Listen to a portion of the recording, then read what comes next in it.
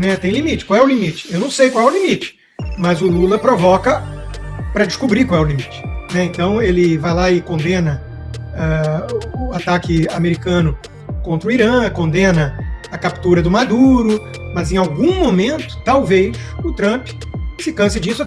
O que é isso que foi revelado, gente? A China então tem uma base militar secreta no Brasil. Olha, foi realmente revelada uma informação de enorme gravidade geopolítica internacional. É melhor ele começar a admitir e tentar com isso algum tipo de benefício, algum tipo de delação. É melhor ele começar a ir por esse caminho do que a polícia descobrir sozinha. Olá, fala pessoal, sejam bem-vindos. Se você gosta e apoia o nosso conteúdo, deixe o seu like e inscreva-se no canal.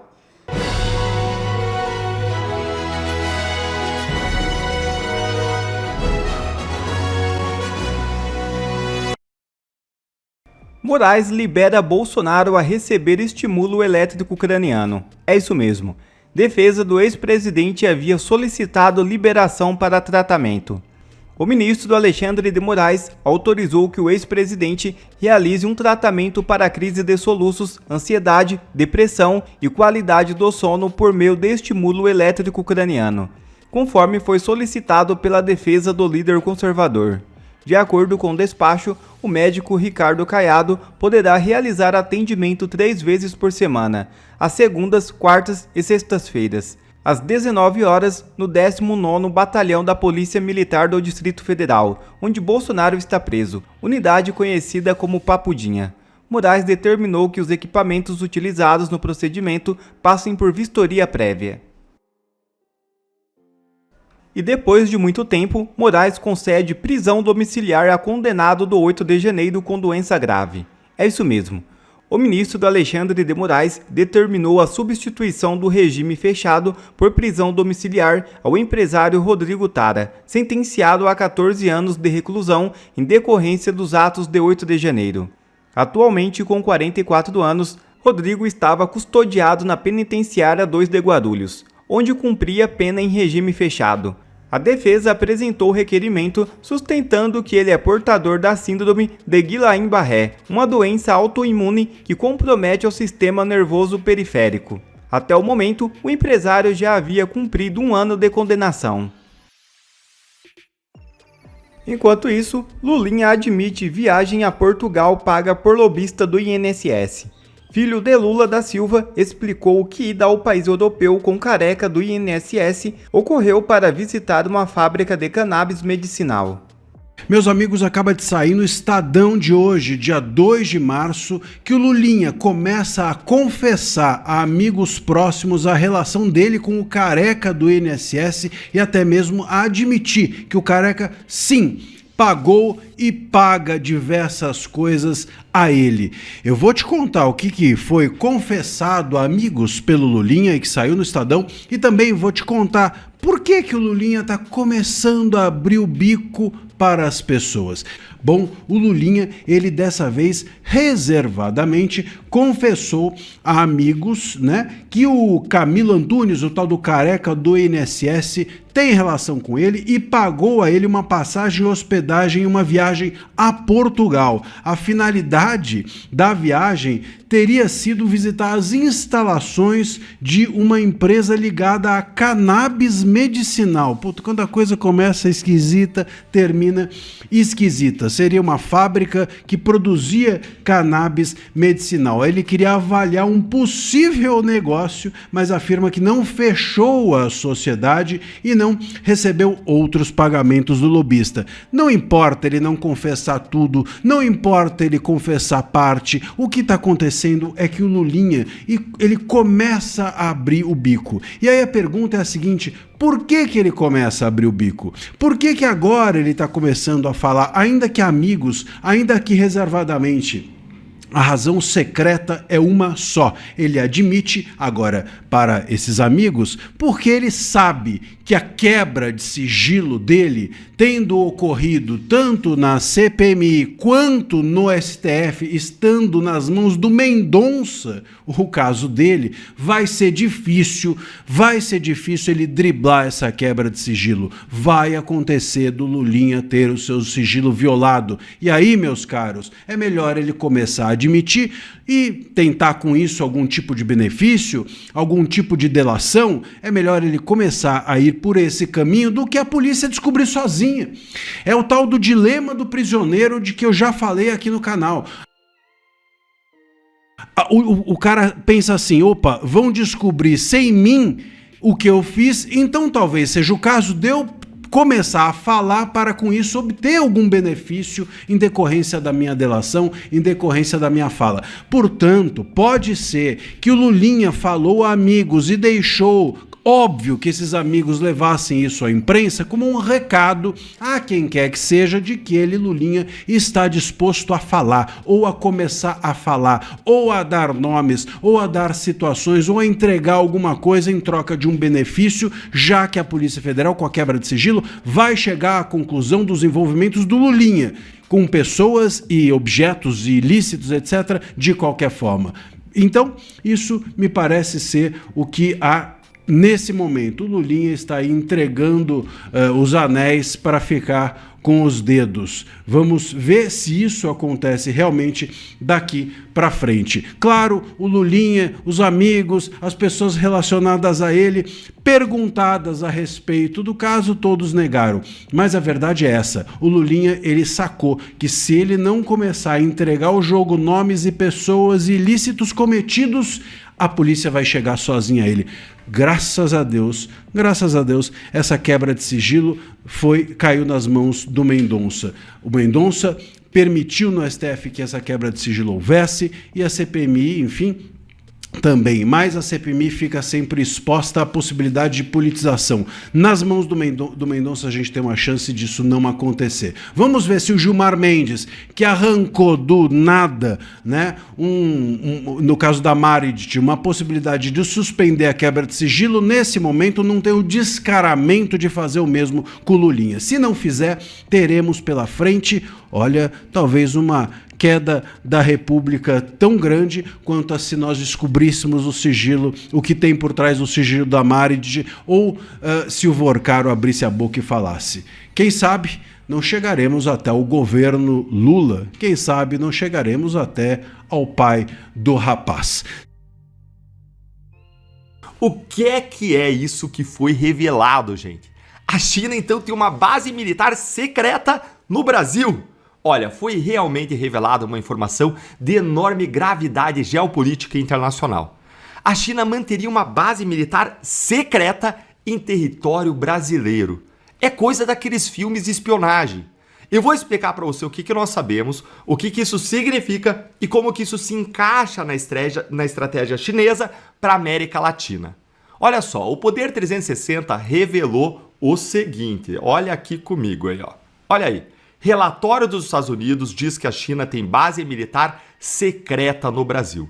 Segundo a reportagem, um relatório do Comitê Seleto aí sobre a China do Congresso americano identificou a existência dessa instalação militar chinesa operando de forma não declarada no Brasil.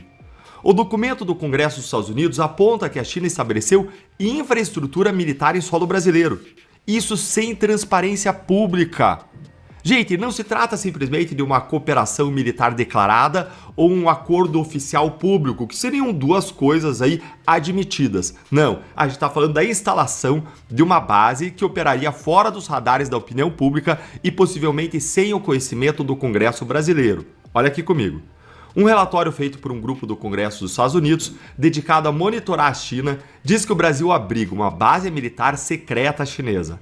A instalação, chamada de Estação Terrestre de Tucano, estaria localizada em Salvador, na Bahia, na sede da Ayla Space, uma empresa brasileira do setor aeroespacial que tem uma parceria com a empresa aeroespacial chinesa Beijing Tianliang Space Technology. Gente, isso é inacreditável. Olha isso aqui mais, ó. A base fornece à RPC, a República Popular da China, um canal para observar e influenciar a doutrina espacial militar brasileira, ao mesmo tempo que estabelece uma presença permanente em uma região vital para a segurança nacional dos Estados Unidos, diz o relatório. Agora vamos conectar os pontos aqui, ó. A China, ela não age por impulso, ela age por estratégia e por décadas. E é importante a gente entender isso porque o governo da China tem uma política externa e um modo de pensar próprios e que é bastante diferente do modo de pensar ocidental. A estratégia chinesa para a América Latina, assim como em outras regiões do mundo, segue um padrão muito claro em 3 etapas. A primeira etapa é o investimento econômico massivo. A China entra com dinheiro, financia infraestrutura, compra commodities, oferece empréstimos. Parece apenas comércio, mas não. Segunda etapa, influência política. Com a dependência econômica estabelecida, a China passa a ter voz nas decisões do país. Governos hesitam em criticar Pequim porque dependem do dinheiro chinês. Vamos para a terceira etapa, presença militar e de inteligência. E é aqui que, segundo o relatório, nós estamos hoje. Bases, instalações, monitoramento, capacidade de projeção de poder. O Brasil está dependente profundamente da economia da China. Nossa economia está profundamente dependente da China. Vejam, a China é nosso maior parceiro comercial. A gente compra tecnologia chinesa. A gente vende soja, minério, petróleo para os chineses. Essa dependência ela foi construída ao longo de anos. E reparem, o governo Lula ele aprofundou ainda mais essa relação. Ele visitou a China, assinou acordos bilionários, defendeu a China em fóruns internacionais, adotou posições pró-Pequim em questões como Taiwan e o Mar do Sul da China. Essa não é a política externa independente que o governo professa, né? Isso não, isso é alinhamento. E agora nós descobrimos que enquanto o governo brasileiro se aproxima da China publicamente, a China aí teria instalado uma base em território brasileiro secretamente. Isso levanta questões gravíssimas. O governo brasileiro sabia? E se sabia? Não vejo como não saber. E se sabia? Por que não informou o Congresso e a sociedade? Se não sabia, supostamente, vamos supor, como é possível que uma potência estrangeira instale uma base militar sem conhecimento do governo? Uma base militar chinesa em solo brasileiro não é apenas uma questão de soberania violada, não. É uma questão de segurança nacional. A China ela pode monitorar comunicações brasileiras, rastrear movimentações militares, coletar inteligência sobre recursos estratégicos. E tem a dimensão geopolítica regional. Uma base chinesa no Brasil projeta o poder chinês para toda a América do Sul. Muda o equilíbrio de forças do continente, transforma o Brasil em uma plataforma de influência chinesa. A China já fez isso em outros lugares, no que é chamado, no contexto geopolítico, de diplomacia da armadilha da dívida. Vejam aí, guarda essa expressão, diplomacia da armadilha da dívida. Basicamente, a China é acusada de utilizar dívidas com países emergentes como uma moeda de troca para que a China assuma empreendimentos e territórios relevantes daqueles países, como portos e aeroportos. Lá no Sri Lanka, por exemplo, ela construiu um porto que foi repassado depois para a China por 99 anos, depois o país não conseguiu honrar suas dívidas. E países ocidentais, eles temem que esse porto venha a virar, no futuro, uma base naval chinesa. Em Djibouti, na África, tem base também militar oficial da China. A estratégia é sempre a mesma. É entrar com dinheiro, criar dependência, estabelecer presença militar. Conta aí pra gente nos comentários, você que nos segue. Você acha que o governo brasileiro sabia dessa base secreta chinesa? O que você acha? Para surpresa de 0 pessoas, né, Mari? Na verdade, o Lula sempre esteve do lado errado da história nessa questão da geopolítica, sempre defendeu o que há de pior aí, a escória da humanidade, né, os regimes mais nefastos, como o regime iraniano, e não vai ser da noite para o dia que ele vai virar, de repente, um defensor dos valores ocidentais, né, do legado da civilização judaico-cristã que ele, no fundo, despreza. Então, eu não vejo nenhuma possibilidade de mudança do Lula, acho que isso vai acirrar, sim, os ânimos e prejudicar a nossa relação com os Estados Unidos. Estão falando já em adiamento, né, do encontro, da reunião que eles tinham marcado. Enfim, o Trump é um sujeito pragmático, ele está de olho, em boas relações com o Brasil por vários motivos, né? Não se abre todas as frentes de batalha simultâneas, né? Já tem muita coisa acontecendo, tem a luta no Oriente Médio contra o Irã, tem a questão da Venezuela, que ele está tentando administrar da melhor forma. Eu acho que Cuba está na lista aí de ser pressionada em breve, até pela asfixia financeira, né? Após a pressão para que a Venezuela pare de enviar o dinheiro do petróleo para a ilha caribenha. Então, ele não quer que o Brasil, nesse momento, caia direto no colo da China de vez, né? E, ao mesmo tempo, tem a questão dos satélites, que ele quer tirar da China e deixar com a Starlink do Elon Musk. Tem a questão do combate ao crime organizado no continente, que, enfim, o Lula pode ter prometido ajuda, mas, novamente, é para inglês ver, né? Eu acho que o Trump não pode ser ingênuo a ponto de realmente acreditar que isso vai acontecer. Tem a questão das terras raras, que é um ponto sensível para os Estados Unidos.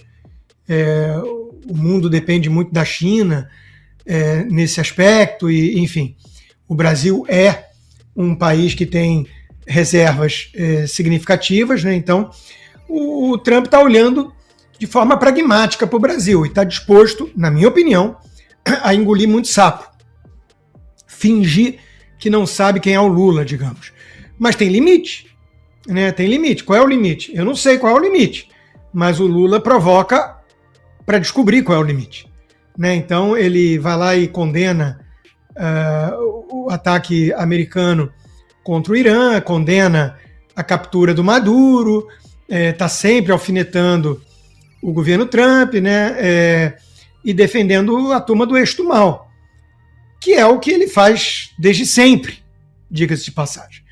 Mas em algum momento, talvez, o Trump se canse disso, até porque a gente sabe que estão chegando as eleições, e 2027 pode ser que tenha uma mudança de curso.